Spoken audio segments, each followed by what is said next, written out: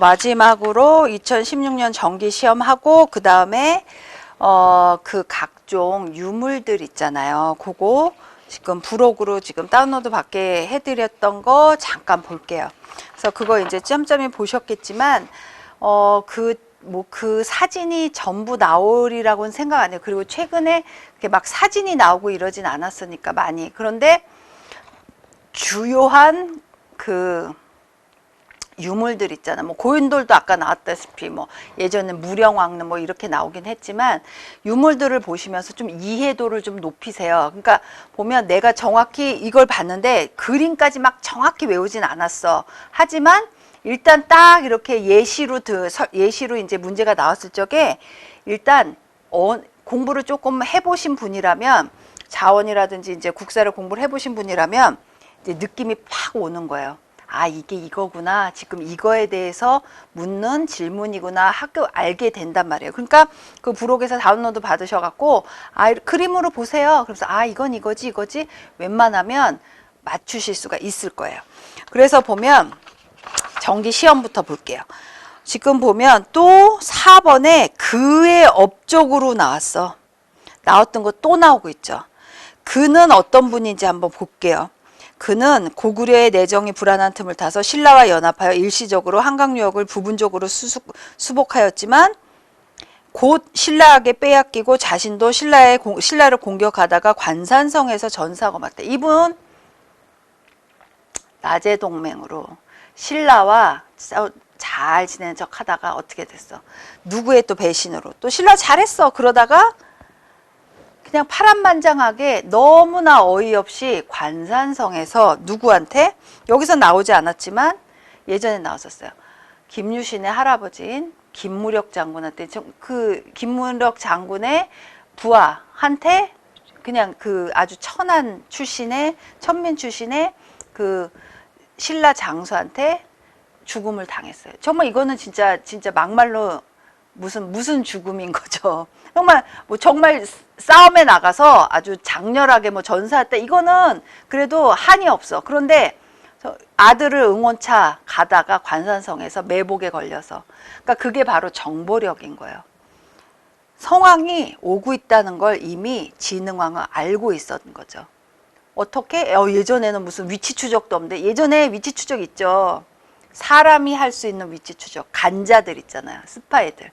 그래서 막 여러 가지 무슨 비둘기를 띄워갖고 막 편지도 보내고 막 이런 것처럼 알지 못해. 왜냐면 민족적 의식이 없었기 때문에 통일신라 실할 때는 어때요? 저 고구려가 없어야 신라가 살아. 백제가 무너져야 신라가 살아. 이런 서로 간의 그런 그 한민족 의식보다는 어떻게 각각 다른 민족이 서바이벌 게임이었던 거예요. 그러니까 보면 딱 보면 성왕 같지 않아요? 여기서 계로왕이 나오겠어요? 아니면 근초고왕 되겠어요? 그렇잖아. 이 성왕이 나온 이유는 성왕 자체도 일을 많이 하셨지만 신라와의 관계, 여러 가지 첨예한 관계 속에 있던 왕이었단 말이에요. 그분의 업적은 뭐예요? 웅진으로 천도하였어요? 웅진청도 아까 나왔잖아요. 문주왕. 문자왕 아니에요. 문주왕이에요. 그리고 미륵사 창공 아까 또 나왔던 건데 무왕이시죠. 왜냐하면 백제왕도요. 여러 왕이 계시지만 그리 많지가 않아. 일을 하셨던 분들은 근초고왕 때 한성 때 몇 분 계시고 그 다음에 고대 기틀 세우신 분 있잖아. 백제의 기틀 세우신 고이왕 그 근초고왕 이런 분이시고 거의 다 어떻게 돼? 이제 공주로 천도에 사비로 천도에 이런 분들이란 말이야. 그러니까 미륵사 창국, 그러니까 이게 자꾸 또 나오는 이거야. 무왕이시죠. 22담로, 이건 뭐야? 무령왕이에요.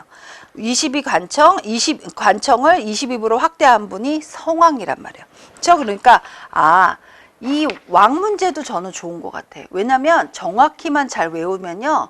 어떤 문제가 나도 완전 천하무적이 돼요. 그렇죠? 쭉쭉 보시고 다 맞히실 수 있는 것들이에요.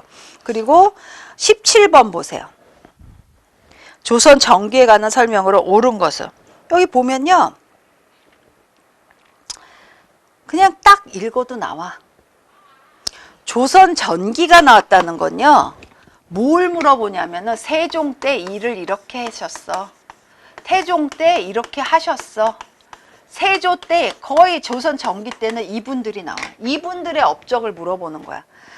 기억본 보세요. 상정고금 예문 나오면요. 이건요 고려 때예요. 사상의학을 확립한 동의수세보호는 이거는 조선 후기예요. 주자소를 설치하여 구리로 개미자를 주조했대. 이거는 태종이죠. 주자소 얘기 나오면 태종이 나와야 돼. 소리의 장단과 높낮지를 구분할 수 있는 표현할 수 있는 정관보 이분이 세종대왕이야. 그렇기 때문에 태종이 나오고 세종이 나왔어. 이거 조선 전기 얘기하는 거잖아. 그러니까 이걸 물어보고 싶은 거야. 사실은 이 얘기인 거죠. 태종은 무슨 일 하셨어요? 세종은 무슨 일 하셨어요? 태조는 무슨 일 하셨어요? 세조는 무슨 일 하셨어요? 이거 물어보는 거예요, 사실은.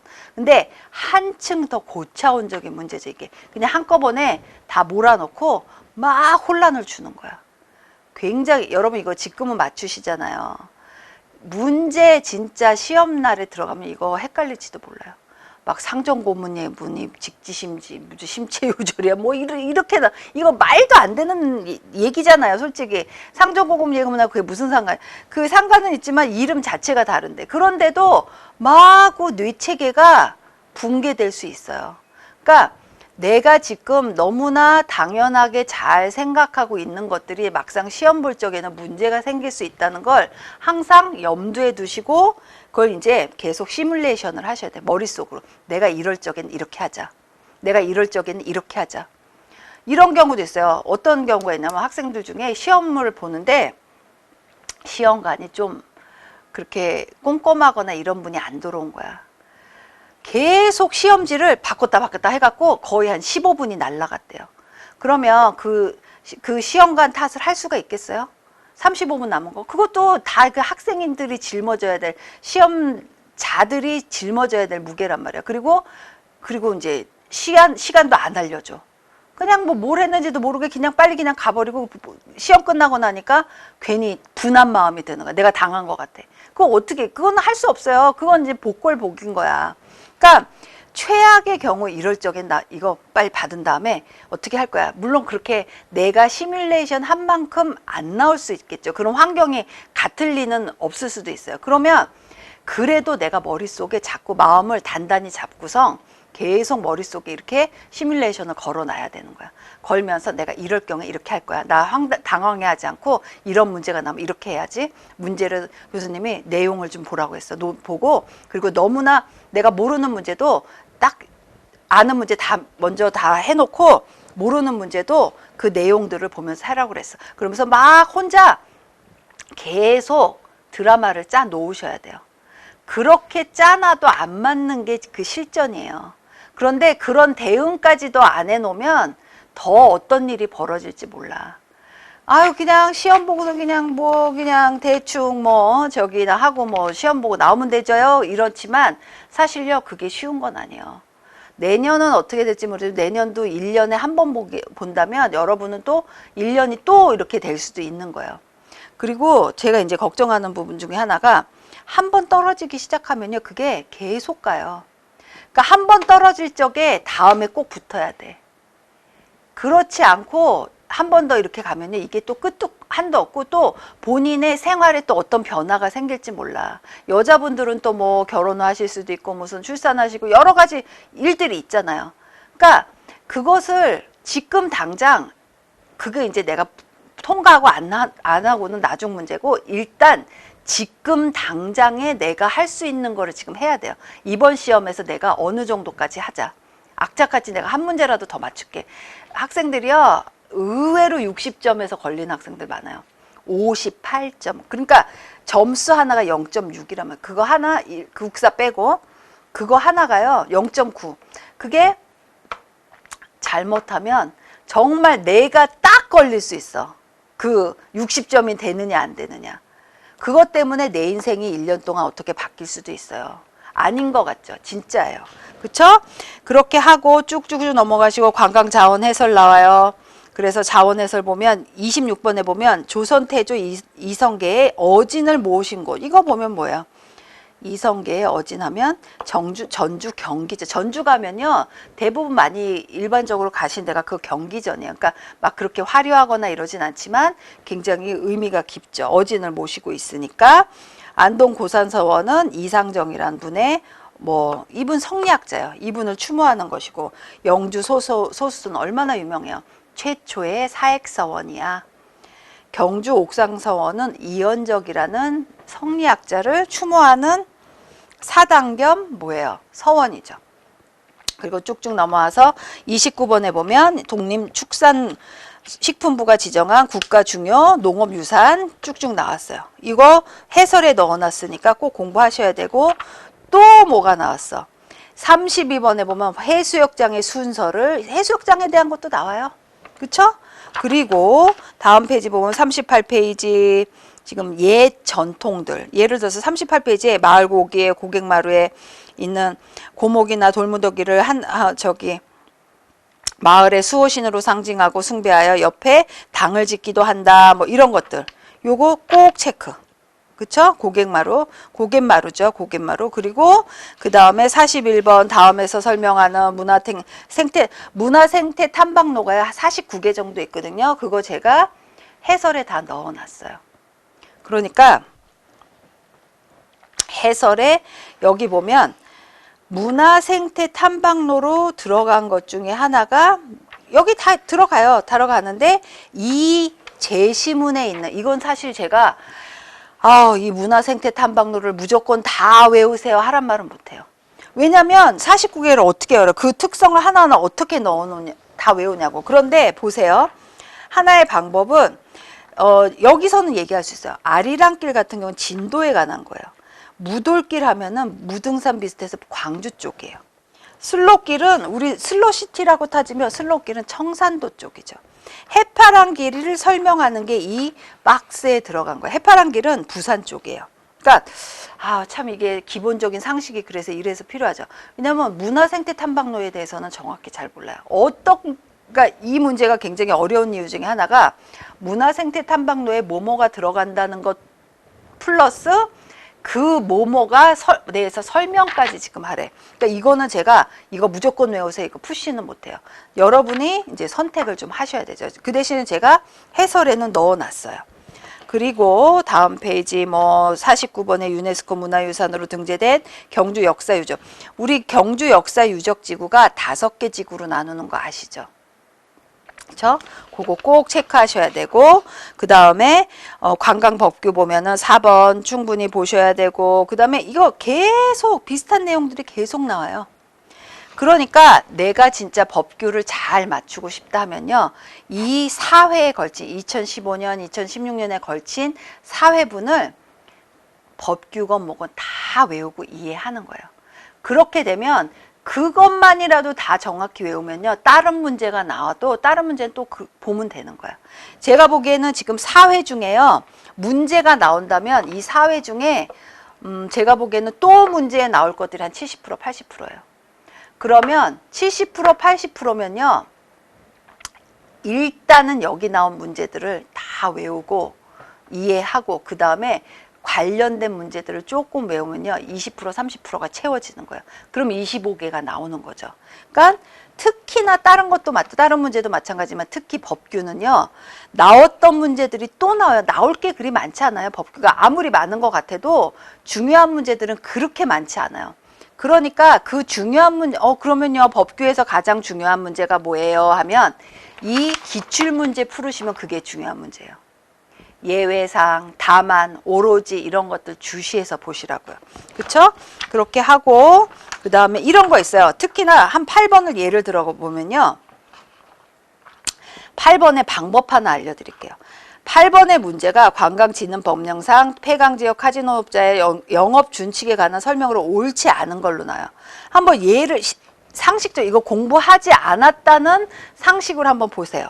매일 오전 6시부터 오전 10시까지 영업을 해서는 안 된다. 이런 조항 있어요. 머신 게임의 게임기 전체 수량 중 2분의 1 이상은 그 머신 게임기에 거는 금액의 단위가 100원 이하인 기기를 설치 운영하여야 한다. 그렇죠. 이거 나와 있어요. 카지노 이용자에게 자금을 대여해서, 그쵸. 우리 그런 거 있잖아요. 사실 이거 뭐 그리 아름다운 얘기가 유쾌하진 않은 얘기지만, 카지노 가서 보다가 돈 떨어지면 누가 돈 빌려주는 사람들 있잖아요. 그거 사실은요, 카지노 이용자에게 자금을 대여해서는 안 돼요. 당연한 것이고, 그 다음에 4번 한번 보세요. 4번이 좀 이상해. 냄새가 나. 모든 카지노 영업장에서 주류를 판매하거나 제공하여서는 안 된다. 보면요, 여기서 의심할 줄 아는 사람이 지금 어느 정도 실력이 쌓인 분이요. 보면 모든이란 말이 나오면 이거는 의심을 해봐야 돼. 모든이었으면 왜 이 문제가 나왔겠냐고요. 그렇잖아요. 모든이 맞다면. 모든이 아니에요. 여기서 보면요, 여기 주류를 판매하거나 제공하여서는 아니 되는 업장은 일반 영업장이에요. 그러면 주류를 판매할 수 있는 저기 카지노 영업장은 어디예요? 그거는 VIP 회원들. 그러니까 모든이, 일단 내가 모르겠어. 아우 기억이 안 나. 그러더라도 모든이 나오면 의심을 해봐야 된다는 거. 제가 이제 팁을 드리는 거. 오로지 다만 이런 것들 굉장히 주시해서 보시라고요. 모든이란 게 문제 나오면요, 조금 이상하지 않을까요? 그런 정도의 이제 센스는 가져야 되죠. 다만, 그리고 오직 이런 말 나오면요, 일단은 이게 조금 이상해. 요거 좀 주시해서 봐야겠구나. 이렇게 보셔야 되는 거죠. 그리고 쭉쭉 넘어가서 이거 또 나오잖아요. 관광법규에서 20번 국제산업 육성에 관한 법령상 가로에 들어갈 내용으로 순서대로 한 것을, 이거 준회원 시설, 전문 시설, 이거에 대한 설명들 충분히 문제 나올 수 있어요. 이번에는 뭐가 나왔어요? 준회원 시설에 요건을 갖추려면 뭐뭐가 있어야 돼? 이게 나온 거예요. 그쵸? 그렇게 하고, 최근에 자주 문제 나오는 것 중에 하나가 쉥겐 조약이에요. 유럽의 쉥겐 조약에 가입하면 국경 통과가 아주 자유로워. 거기에 가입한 나라들이 한 총 26개국 정도 되는데, 거기에 가입되지 않은 나라가 터키가 있어요. 요것도 문제 나온 적 있고, 최근에 한 4회 중에 2번 정도 나왔었어요. 다음 페이지 보시면, 그래서 제가 이제 그것도 문제 냈어요. 32페이지에 보면, 32번 보면, 국내 입국 시 소액 물품, 소액 물품 들여오는데 몇 킬로까지, 아니면 그건 이제 농수산물, 그 다음에 한약재는 몇 그램까지 제가 해설에 넣어놨어요. 그러니까 그것도 외우시면은 되게 도움이 될 거예요. 충분히 문제 나올 수 있어요. 그쵸? 그러니까 막 헷갈리게 놓는 거야. 막 더덕을 몇 킬로, 인삼을 몇 킬로 막 이렇게 넣을 수도 있어요. 그쵸? 그러셔서 제가 간단하게나마 방법을 알려드렸어요. 방법은 사실 없죠. 문제 푸는데. 하지만 이렇게 풀면 조금 더 여러분이 문제 푸는데 쉬울 수 있고 가장 오류를 줄일 수 있다 정도는 제가 말씀드릴 수 있어요. 그러니까 좀 의심나는 것들. 이제 상식의 수준에서 내가 전혀 기억도 안 나. 나 공부한 기억도 없지만 그래도 문제를 놓치지 말라고 제가 말씀드리고 싶어요. 포기하지 마세요. 무조건. 아는 건 아는 것대로 다 잘 적어 놓으시고 문제 푸시고요. 그 다음에 아닌 거는 이렇게 해놓고 체크해 놓은 다음에 문제 안에서 답을 찾아보세요. 정신 똑바로 차리시고. 그리고 이제 부록 다운로드 하시란 거 한번 펴보세요. 그러셔서 제가 이제 주의 깊게 보실 부분들 말씀드릴 거예요. 제가 한 거, 저는 이제 또 다른 걸 갖고 있기 때문에 여러분이 갖고 계신 파일하고는 좀 다를 수도 있는데 그건 이제 감안해서 보세요. 그러셔서 지금 제가 이제 구석기 시대 도구 보면 주먹도끼 나오죠. 순배찌르기 나와요. 신석기 시대는 뭐야? 돌보습, 갈판. 왜 갈판이야? 갈어 이제. 그렇잖아요. 그래갖고 무슨 돌 가르는, 지금 보면은 도마 같아. 돌도마야, 돌도마. 그걸로 이제 가는 거죠. 왜냐면 이거 굉장히 중요한 얘기예요. 왜냐면 예전에는 갈지 못해서 그냥 하니까 소화도 안 되고 굉장히 그 이빨에도 안 좋고 여러 가지 섭식장애 이런 것들이 있었는데 갈기 시작하면서 어떻게 돼요? 도토리 열매들 갈기 시작하면서 굉장히 생활이 좀 나아졌다는 의미인 거야. 그래서 갈았다 썼다는 거는 이제 진보가 된 거야. 진화가 된 거죠. 그쵸? 갈돌과 갈판. 박물관 가면 갈돌과 갈판 나. 그리고 뭐 도토리 저장법들 제가 예전에 설명드린 적 있어요. 고기잡이 뭐 도구들 있고요. 조개 껍데기 가면. 왜냐면 신석기 때 종교가 발생했어. 무슨 이즘, 토테미즘, 애니미즘 나오죠? 이런 것들. 그리고 토기 얘기 안 나올 수가 없어요. 그리고 66페이지에 보면 빗살무늬 토기 나오죠. 네문 토기 나오고 도구들 나와요. 여기 보면 동검들 잘 보세요. 비파형 동검, 세형 동검, 그쵸? 이제 비파형 동검 나오고 그 농경문이 있어요. 농경문 같은 경우 이거 농경문이 실제로 보면 요만해요. 그렇게 크지 않아요. 그래서 이게 지금 보물 1823호예요. 그래서 최근에 백제 지역 예전에 유물들 전시할 적에 작년인가 올해 했었던 것 같아요. 올해 이 농경문도 전시를 했었어요. 그냥 조그매요. 근데 이것이 뭐냐면 그냥 그 문양을 새겨 놓은 거예요. 뭐 농사 짓는 것들 뭐 그러니까 하나의 농경 의뢰를 그러니까 제사용으로 만든 청동기예요. 그러니까 여기 보면 뭐예요? 풍요를 기원하는 거죠. 풍요를 기원하면서 신앙생활도 보여주는 거예요. 그래서 농경문이요. 대표적으로 농사하고 관련된 그 신앙 관련 하나의 장식물이라고 보시면 되죠. 그렇죠? 근데 이제 이거 보시다시피 완전하진 않아요. 뜯어져 나갔어.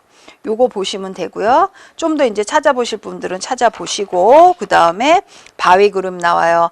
울주대곡리 그 다음에 뭐 양천동 이런 데 나오는데 사실 이게 이 대곡리 방구대 굉장히 유명하잖아요. 뭐 여러 가지 고래 유형, 세상에 옛날 몇천 년 전에 그 고래 유형까지 다 나오고 세상에 사람도 보이고 막 별게 다 나와. 참 대단하죠. 거기다가 어떻게 암각을 했을지는 모르는데 아무튼 거기 보면 저 때는 저런 고래 있었어. 밍크 고래 있었어. 뭐 사람이 저런 모습으로 살았어. 굉장히 본데 그게 문제가 그 방구대가 암각화가 지금 보존 상태가 굉장히 안 좋아. 그래서 그것 때문에 좀 말썽이 많이 났는데 아무튼 간에 굉장히 중요한 유물이죠. 유적지이고. 거성문화 나오죠. 그 다음에 명도전, 반량전, 그 다음에 오수전. 굉장히 중요하고 잔문이 거울 나오죠. 주거생활 나와요. 그리고 고조성과 여러 나라의 성장들 나와요. 그리고 비파형 동검, 그 다음에 동해 무덤들 중요하죠. 이제 고대 사회로 들어가면 74페이지 보면 삼국 간의 항쟁이 나와요. 얼마나 치열했어요. 그리고 사실요, 그 변방의 신라가 그렇게 고구려 백제 고구려를 백제 먼저 무너뜨리고 고구려를 무너뜨리고 아무도 생각지 못했단 말이에요. 75페이지 보면 광가의 토대학 낭비, 그 다음에 중원고구려비는 누가 설치했고, 설립했고, 근초고왕, 그 다음에 진흥왕 쭉쭉 나와요. 이 유적지, 유물을 보면 그걸 만든 사람, 아니, 세운 사람들에 대한 이름이 나와야 되고, 그 다음에 그들의 업적이 나와야 되는 거예요. 그리고 그 세대의 정치, 사회, 경제 상황들이 이제 머릿속에 지금쯤은 그려져야 되는 거죠. 창녕비, 황철영비, 마온영비 이거 세트죠. 가야 나와요. 그 다음에 7세기 고구려와 수당 전쟁 보면요. 7세기 보세요. 십자형 외교다 얘기한 적 있어요. 그쵸? 그리고 77페이지 보면 백제와 중국 남조와의 교류들 양직공도 굉장히 유명하죠. 그리고 신라 골품제도 사실요. 이 파일만 보셔도 흐름은 좀 알 수 있어.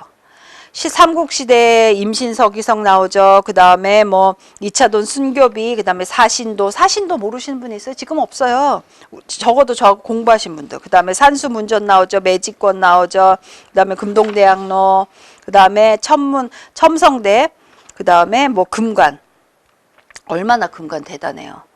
그리고 돌무지 무덤, 장군총 이런 것들 나오고 그 다음에 무용총, 그 다음에 안악 삼호분, 뭐 덕흥리 고분 이런 거 다 나왔던 내용들이에요.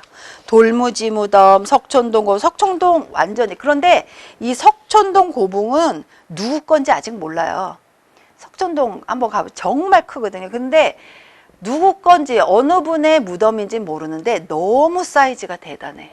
완전히 웅장하죠.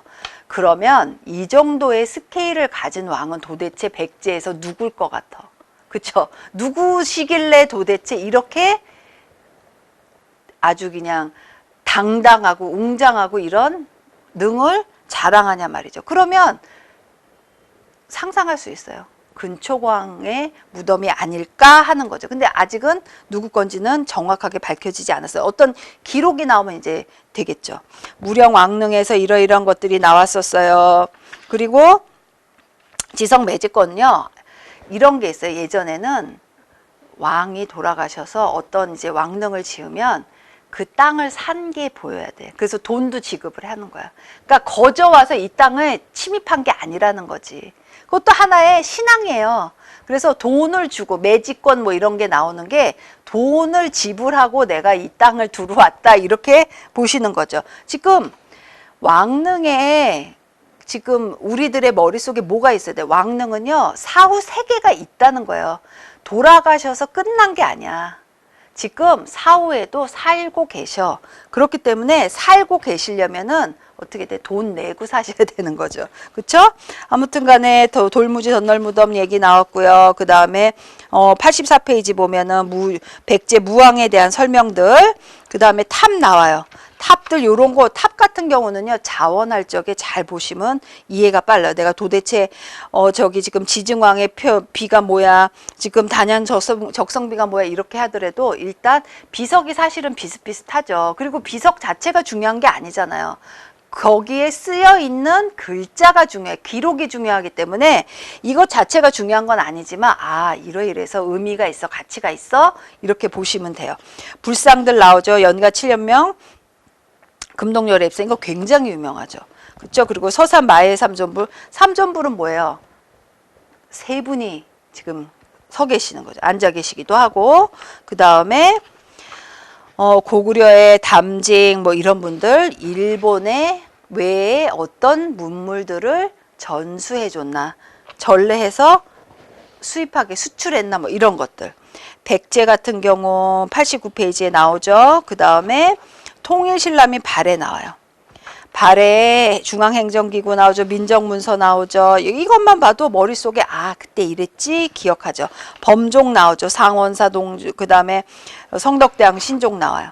고분들 김유신묘, 김유신도요 추전왕이시잖아요. 그쵸? 이름 기억하셔야 돼. 흥 뭐 있어요. 그쵸? 그리고 하대 나오죠. 발해 문화, 그 다음에 주작대로 지금 당의 도시 계획을 따랐지만 또 굉장히 독자적이야. 발해 수도 상경 용천부에 지금 주작대로 이 설계도가 나와요. 중세사회 쭉쭉 가면요. 요거 보면 이걸 지금 당장 외우란 소리 아니에요. 여러분이 공부한 거와 이 그림들, 사진들과 지금 매칭을 시켜 보시라는 거예요. 후삼국 동안 그 다음에 전기의 문벌귀족은 이러이러했어. 그 다음에 거란 침입했어. 그 다음에 몽골 침입했어. 왜구 침입했어. 상업과 무역, 고려 화폐 이러이러한 것들이 있었어. 요것만 봐도 여러분의 머릿속에 정리가 되는 거죠. 고려 문화는 어땠어? 고려 문화 얼마나 위대해요. 그 당시에 백성들은 굉장히 고초가 심했지만 그래도 귀족 문화를 통해서 뭐가 있어요? 상감청자, 활자, 대장경 뭐 이런 것들이 꽃 피웠었죠. 그리고 104페이지에 고려 후기 건축들, 탑들, 승탑, 불상들 나와요. 그리고 공예, 근세사회 보면은 조선 정치 나오죠. 그 다음에 사림의 진출. 조선은요 사림 얘기 빼고는 할 말이 없어요 사실은. 세도 정치 전까지. 그리고 세도 정치가 있었더라도 뭐예요? 사림이 계속 살아있고 성리학의 나라고 유교의 나라고 이렇죠. 임진왜란 111페이지에 보면 있고요. 그 다음에 비변사, 그 다음에 조선 경제들 이런 것들 상평통보 있었어. 뭐 이런 것들 그림들 보면 김홍도가 이런 풍속화를 그렸구나 하실 수 있어요. 16세기 향약과 서원의 보급들 나오죠. 그 다음에 조선 후기 사회의 동요들, 조선 문화, 그 다음에 조선 전기 편찬 사업. 제가 보기엔요 121페이지에요 나온 서적의 이름만 알아도 조선 전기 때 이런 서적이 있어. 이것만 알아도 제가 보기에는 한두 문제 맞출 수 있어요. 그렇죠? 그렇게 하고 조선 사상 나오죠. 그 다음에 천문도 얼마나 조선 전기 때 과학적, 천문학적 그 기술이 발달을 했었냐고요. 그쵸? 15세기 건축은 이랬어. 16세기는 이랬어. 중농학파 나와. 신용보 이런 분들 굉장히 화가들 충분히 자원이나 국사 문제에 나올 수 있어요. 그리고 흥선대원군 나오죠. 그 다음에 검은도 사건 이런 여기에 나온 것들 언론 활동들 그 다음에 계몽운동단체 국제보상운동 이것이 147페이지 정도에 있어요. 여러분의 페이지는 이제 좀 다를 수도 있지만 요거 참고하셔서 보시고 그 다음에 양식들 그렇게 하고 그 다음에 일제강점기 때 이런 문화통치가 있었고 민족말살통치 문화통치 그 다음에 뭐 대륙 병참하기 통치 뭐 여러 가지 이제 완전히 이제 끝을 향해 달려가는 거예요. 민족말살정책 154페이지에 있죠. 그 다음에 무단통치, 신민의 얘기 나오고요. 그러니까 여러분이 감이 안 잡히면 요걸 보시면 좀 이해가 빨라요. 그렇게 하고 그 다음에 173페이지 보면 최근 그 다음에 무슨 사건들 삼성개헌, 반대운명, 운동 이런 것들이 나오는 거죠. 그래서 지금 노무현 정부 뭐 이렇게까지 지금 정부까지 나와서 아 이런 일들이 벌어졌어. 그리고 이제 우리가 공부했던 뭐 6.25 발발 과정 뒤쪽에 보면 그 다음에 여러 가지 회담을 거쳐서 뭐 대한민국이 탄생하고 그 전에 독립운동들 이런 것들 머릿속에 넣어두시면서 협회도 나올 때가 뻔해요. 어떤 개혁운동을 했고 그 다음에 어떤 진짜 몸부림을 쳤는지 방공령 같은 것들 그 다음에 뭐예요 물산 장려운동들 국제보상운동들 이것들 다 뭐예요 몸부림 친 거예요. 자주독립하기 위해서 여러 가지 하다가 시도는 했지만 성공하진 못했어. 하지만 그 시도 자체가 의미가 크고 그런 것들이 밑거름이 됐기 때문에 독립이 됐고 그 다음에 이제 정부가 탄생하고 이렇게 된 것이죠. 그렇죠? 그래서 의미 없는 역사는 없어요, 사실. 그러니까 그 당시에 그 사건들이 너무나 힘들었고 또 여러 가지 일들이 있어서 굉장히 아주 어려움들이 있었지만 또 그것을 극복해 가기도 하고 또 그런 과정들이 있기 때문에 또 지금이 있는 것이지 그것이 이제 없었고 그냥 뭐 지금이 있을 수가 없는 거죠. 그런 과정들이 없었다면. 그러니까 지금 보시면서 좀 정리하시고 이번 주에 좀 더 보세요. 보시고 찬찬히 훑으시면서 저는 문제가 어떻게 나올지 감을 모르겠어요 하면 어떻게 돼? 이 기출문제 위주로 공부하세요. 지금 공부했던 과정들을 다 이제 집약해서 이 기출문제 위주로 한번 더 훑어보세요. 사진도 보시고 기출문제 보시고 그 다음에 나름대로 본인이 할 수 있는 제가 다 특성이 다 다르잖아요. 시험 보시는 분들마다 학생마다. 그러니까 자신의 특성에 맞게 전략을 세우시라고요.